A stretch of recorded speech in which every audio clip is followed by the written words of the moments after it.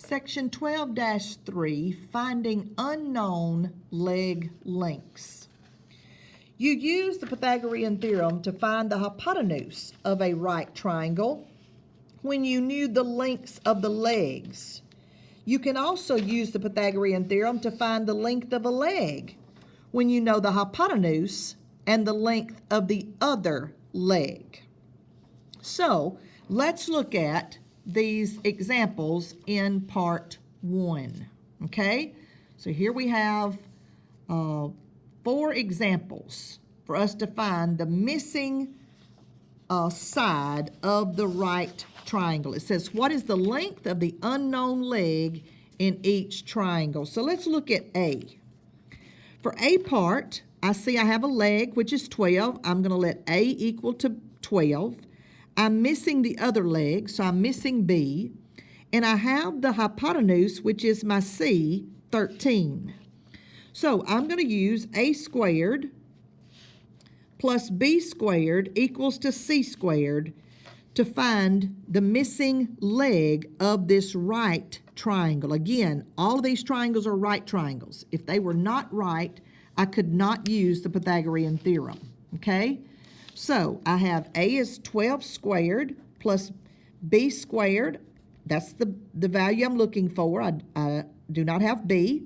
I know C is 13 squared. So I'm squaring the 12 and the 13. So using your calculator, you have 12 squared, you have 12 squared is 144. Plus B squared equals to 13 squared is 169. Okay? Now, I need to solve for B squared. So let's get B squared by itself. So we need to subtract 144 from both sides. Subtracting 144 from both sides, the 144s cancel. I end up with B squared equals to 25 when I subtract 169 minus 144. To go from B squared to B, let's take the square root of both sides.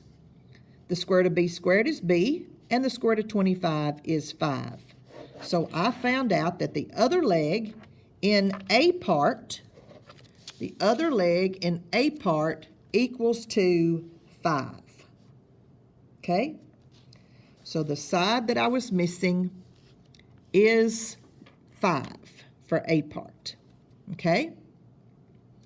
Now, let me also say this. You might say, well, Miss Hastings, I let 12 equal B, and I was searching for A, and that's okay. If you use Pythagorean theorem, you still got this side to be 5, whether it was A or B. This side was still 5. Now, C has to be the hypotenuse. It has to be the largest side. But whether you let 12 equal to B and you were finding A, that's the same thing, okay? So next, let's look at B part, okay? My hypotenuse is C.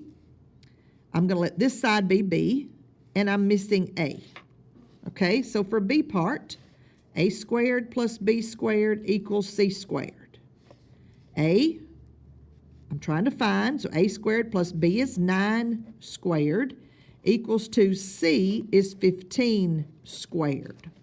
Plugging in the values I have in for the length of B and C. The hypotenuse is always your largest side. So A squared plus 9 squared is 81. 15 squared is 225. 15 times 15. Subtracting 81 from both sides, I end up with A squared is equal to 144.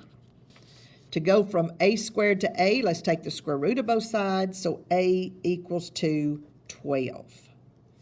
Make sure that the two legs are smaller than the hypotenuse. So for B part, my A is 12. I have a leg 12 and a leg 9, and both of those are smaller than my hypotenuse, 15.